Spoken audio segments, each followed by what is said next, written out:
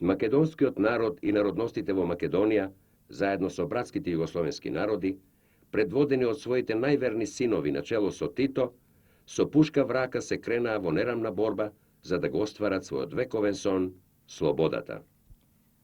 Страхил е во првите редови. Тој неуморно работи. Неговата активност се чувствува во голем дел на Македонија, особено по јануарското партиско советување во Скопје, кога тој оди од град во град, дава упатства и повикува на вооружена борба. Доаѓањето на другарот Страхил Гигов во почетокот на јануари 1942 година кај нас значише и нов поттик на разраснувањето на организацијата. Ние во тоа време имавме до душа местно раководство, имавме веќе и неколку членови на партијата, но со неговото доаѓање, анализата што ја направихме, со средбите што ги со него имавме кај мене дома, организацијата во Кочанско во пролетта 42 година и во текот на 42 година навистина веќе отиде во една таква ширина која овозможуваше со масовноста веќе да делува сосема активно и да се подготвува за вооруженото востание што веќе беше во тек. И во Велес се вршеа забрзани подготовки за изфрлање партизански одреди. Страхил Гигов како член на воениот штаб крстари по Велешкиот крај. Под негово директно раководство во април месец 1942 година се формира првиот Велешки партизански одред, на што му предходеше обемна партиско-политичка и агитационо-пропагандна активност за подготвување и придобивање на населението, како и за организирање на воени бази за прихваќање и за престој на партизанскиот одред. Негова немала заслуга и за продирот на партијата во Велешките села, во кои се создаваат бројни упоришта со ново формирани партиски ќели, групи, војни комитети, илегални станови за чување на илегалци и болни и ранети борци, као и на целиот Велешки простор организирање на широка курирска мрежа. И додека азотот и клепата пламтеа, Гигов е повикан во Скопје во покраинскиот комитет. Тука добива задача заедно со Кузман Јосифовски Питу да замине за Западна Македонија, а Страшо Пинџур и Мирча Ацев за Централна Македонија. Ја и Питу заминавме за Тетово, мислам за Западна Македонија, негде кон крајот на декември. И одма по пристигањето наше во Тетово не прихвати тетовската организација и ние направивме распоред сега за наше делување и за оспособување на теренот за да се целото движење, мислам целата наша организација префрли на тој терен.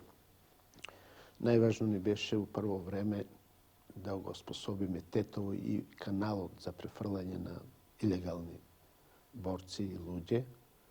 Исто друг канал ни беше Струга, jer преку тие две места требаа да идат оние луѓе кои требаше да се таму, кои требаше таму да почнат со работа околу партијата, било да се тоа помоќното особје на покраинскиот комитет, било тоа да се борци кои идат за формирање за раководството у партизанските одреди. Струга ни беше важна исто така и по тоа да она требаше да ни послужи како врска со Албанија, не само да прихваќа борци од Вардарска Македонија кои ќе се префрлаат од Битола, Охрид и другите места, него да биде и као еден главен центар и пункт за врсти и држење со албанското движење и со албанското раководство на партијата на Албанија. За овој задатак ја и Питу си поделивме организациите. Питу ги зеде Гостивари Тетово, ја зедов Кичево, Струга и Дебар. Страхил Гигов дојде во Дебар од Струга, каде што го презедов јас и го одведов во мојот стан, каде го чекаше Кузман Јосифовски Питу. Ми постави да создадам врски со партиските организации на Струга, Кичево, Гостивар, Тетово. А истовремено тој постави да се поврзам и со партиската организација на Албанија, односно со некој представник на Централен комитет на КПА во Тирана. Се сеќавам добро, тоа беше некаде во почетокот на 1943 година, кога прв пат се сретнав со другарот Страхил Гигов. Тоа стана во една деварска куќа, кога бевме собрани 5 до 6 комунисти од Девар и очекувавме да дојде некој другар од повисок форум партиски за да нешто пренесе. И со очекувано нетрпение најодзад влегоа во куќата другарите Кузман Јосифовски Питу и другарот Страхил Гигов. На тој состанок другарите ни објаснија зошто сме повикани и дека во Дебар треба да се оформи еден форум, еден местен комитет кој ќе може по-успешно да е насочи работата на комунистите и во целина целиот народно-ослободителен покрет во Дебар и околината. Вооружената борба на македонскиот народ и народностите во Македонија земаше се поголем замав. Партиската организација станува се помногубројна и посилна. Таа е начело на својот народ во борбата за национална, социјална и политичка слобода. Страхил Гигов во тоа време се наоѓа на својата партиска задача во Струга, но во меѓувреме е повикан да дојде во Тетово на состанок. На sastanokот бевме Светозар Вукмановиќ Темпо, Кузман Јосифовски Питу, Цветко Узуновски и јас.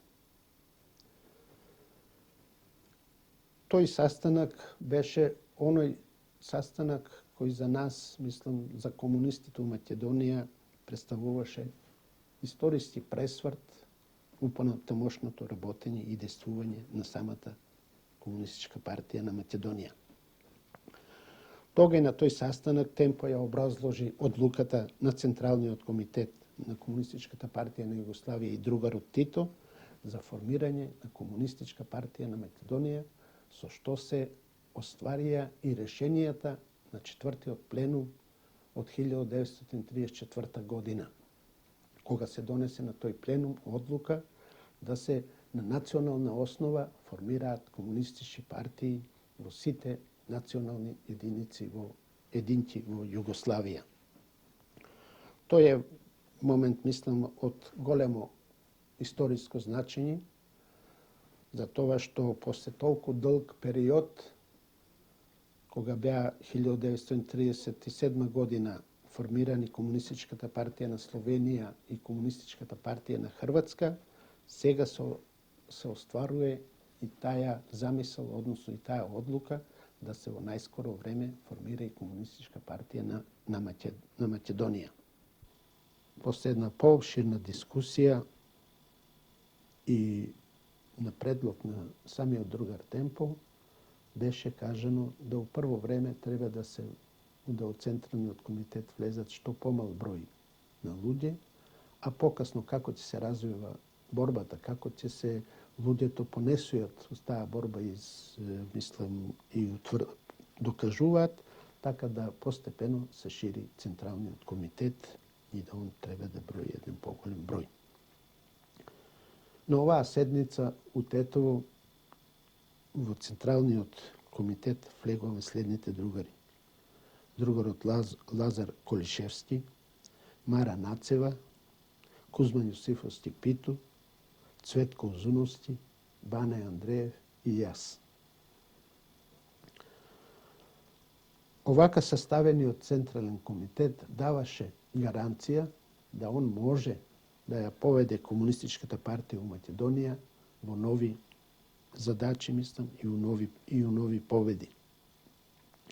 Другарот Лазо Колишевски, иако беше на робие и осуден на смрт, и другарката Мара Нацева, која се наѓуваше исто така во логор во Бугарија, одлучиме да влезат во највисокото раководство и за негови највисоки функционери, другарот Лазо за политички секретар, а другарката Мара Нацева за организационен секретар, као доказ на тоа за нивната чврстина, за нивната оданост на партијата и као доказ да ќе нивното присуство во Централниот комитет со останалите другари ќе можат доследно да ја водат линија, да стојат на позициите на линијата на Комунистичката партија на Југославија.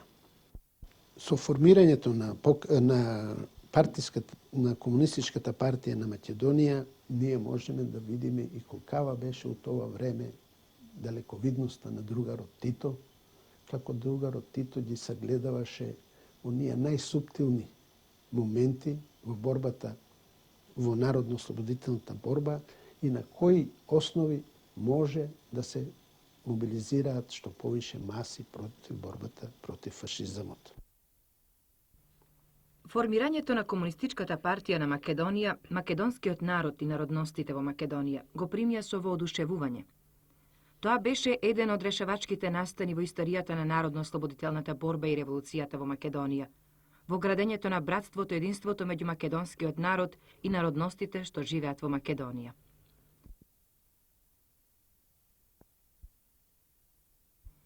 Порасна вербата во успехот на вооружената револуција.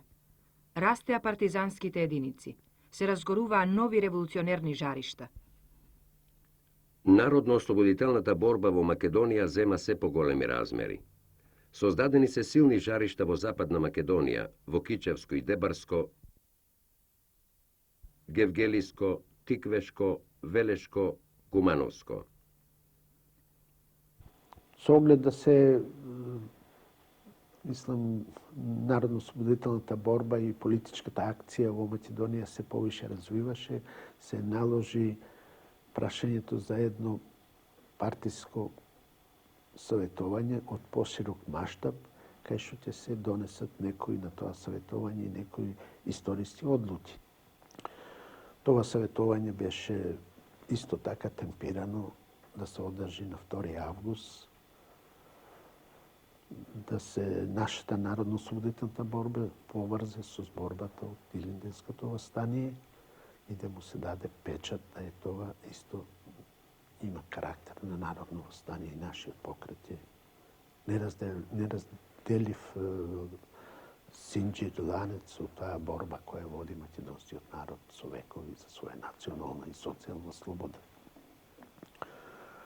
Самото Преспанско советување почна уште рано у Сабајле и тога е донесена одлуката за свикување на првото заседание на АСНУ.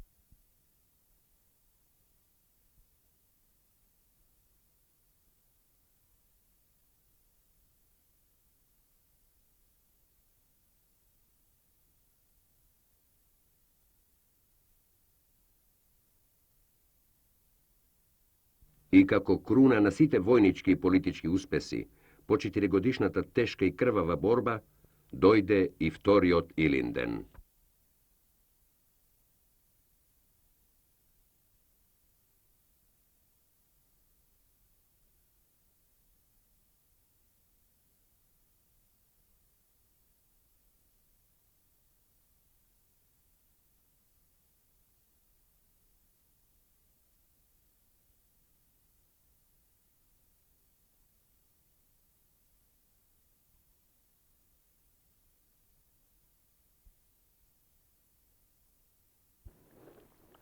После сите припреми, заседанието почна точно негде околу 17 часот.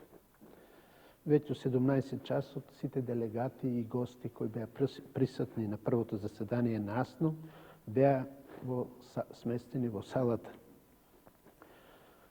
Негде после 17 часот во салата влегоа и известен број членови на иницијативниот одбор, меѓу кои и Светозар Вукановиќ Темпо, делегатот на Централниот комитет на Комунистичката партија на Југославија, Жика Николиќ Брко, делегат пратеник од Српското заседание, и членовите на англиската и американската мисија и други високи функционери кои у тоа време се наѓоваа на овој терен.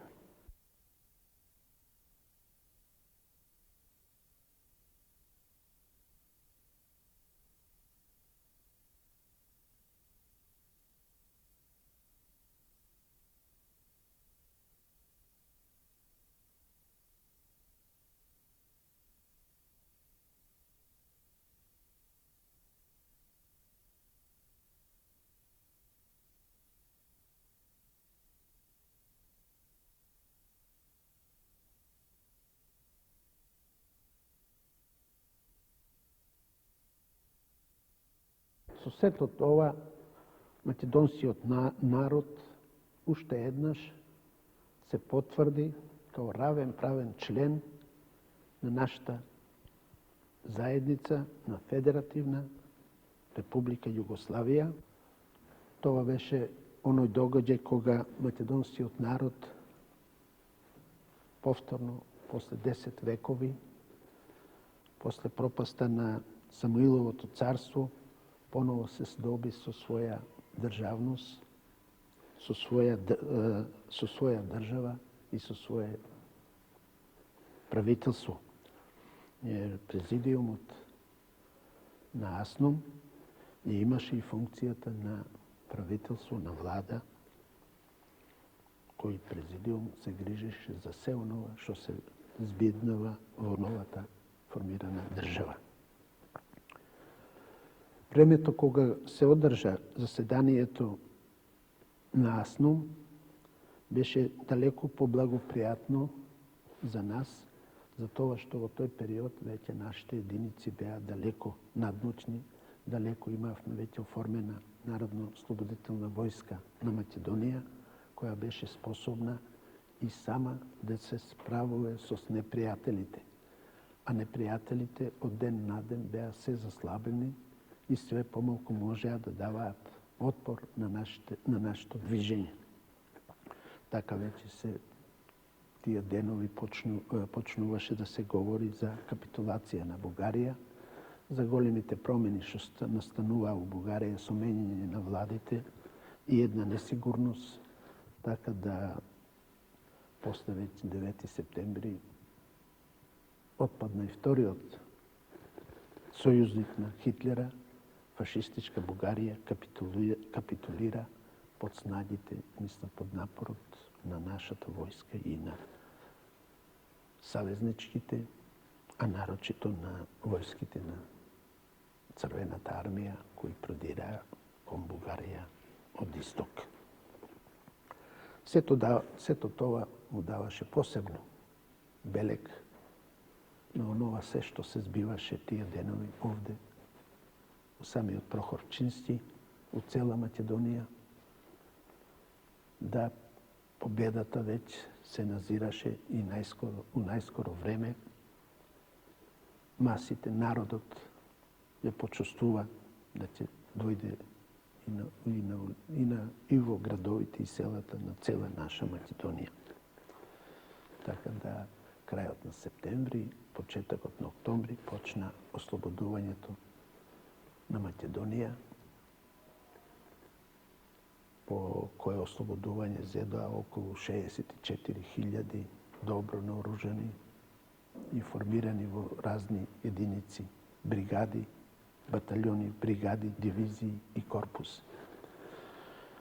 Тоа беше и најсветлиот, највеселиот ден за нашиот народ, кога беше ослободен од фашистичките окупатори, а исто така беше и ослободен и од капиталистичките угнетувачи.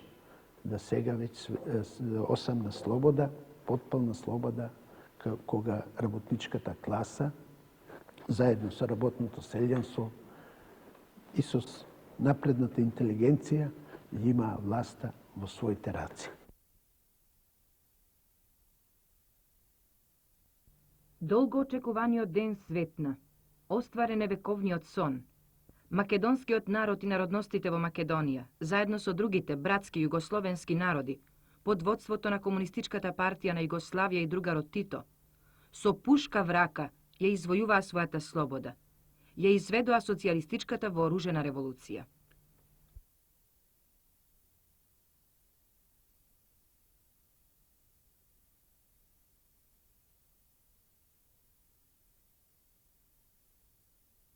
Револуцијата продолжува.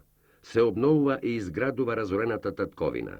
Милиони трудбеници, младинци, старци, жени и деца, пушката ја сменија со копачи и лопати. Никнуваат првите фабрики, хидроцентрали, пруги и патишта. Страхил Гигов е во првите редови.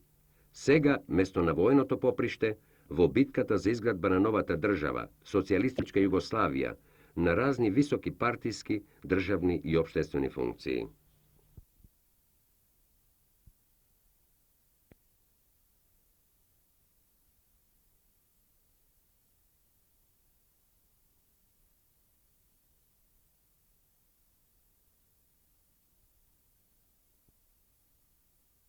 Илјада 950 година. За прв пат во историјата на светот на работничкото движење, фабриките им се дадени на управување на работниците. Во социјалистичка Југославија почнува да се остварува визијата на Маркс и Енгелс, сонот на светскиот пролетаријат. Почнува самоуправната епопеја, чии никулци се во вооружената револуција, во народно-ослободителните одбори и партизанските фабрики.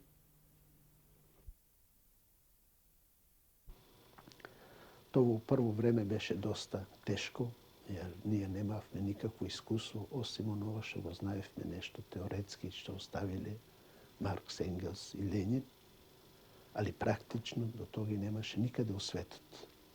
Што значи, ние сами ја добивавме таа практика и се учевме на непосредните на своите задачи, мислам на своите слабости и тешкоти на кои не идувавме, и одевме напред во самоуправувањето. Денеска самоуправувањето веќе е ствар која не е експериментална, него докажана и утврдена, и да тие тековини на работничката класа не може више никој да ги побие и да ги поврати. Иако, реков, без искуство, без знање, али у текот на овие години, скоро 30 години, ние се здобивме со огромно искуство и се здоби нашата работничка класа и нашиот работен народ со една голема институција, со институција која едино му одговара на работничката класа. Неуморната работа на Страхил Гигов продолжува. Покрај многобројните општествени, државни и партиски обврски, тој своето богато револуционерно искуство и тежок, но победоносен револуционерен пат ги опишува во делата Сеќавања и Одбрани трудови.